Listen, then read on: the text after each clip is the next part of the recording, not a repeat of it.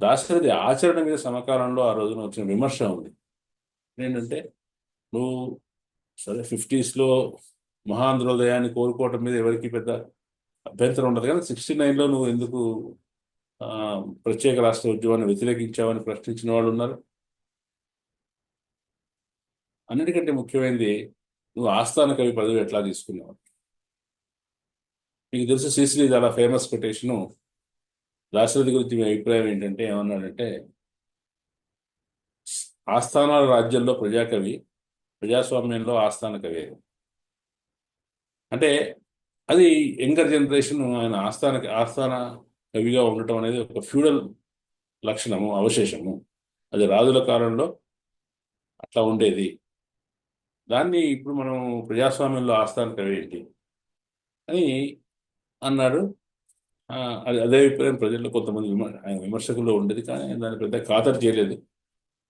కానీ ఆయన ఆస్థాన కవి అయినా ఇంకోటి అయినా కూడా పెద్దగా వ్యక్తిగత జీవితంలో పెద్దగా సంపాదించుకుంది కానీ దాన్ని దుర్వినియోగం చేసింది కానీ లేదు. కానీ సింబాలిక్గా చూసినప్పుడు ప్రజాస్వామ్యంలో ఆస్థాన కవి అనేది చాలా కొంచెం ఒక ఒక ఎక్సెప్షన్ లాగా, ఒక ఆడుగా ఉంటుంది. ఆ, కానీ మరి ఇదే ఉద్దేశంతో ప్రజాస్వామ్యంలో ఆస్థాన కవి ఏమిటి అనే ఉద్దేశంతో చేశారా, లేదంటే సాహిత్య సాంస్కృతిక రంగాల్లో తన ప్రభావాన్ని వేయటం కోసం చేశారో తెలియదు, కానీ ఎన్టీ రామారావు గారు తెలుగుదేశం పార్టీ వచ్చిన తర్వాత ఆస్థాన కవి పదవిని రద్దు చేశారు. రద్దు చేసినప్పుడు దాశరథి గారు సహజంగానే నొచ్చుకున్నాడు.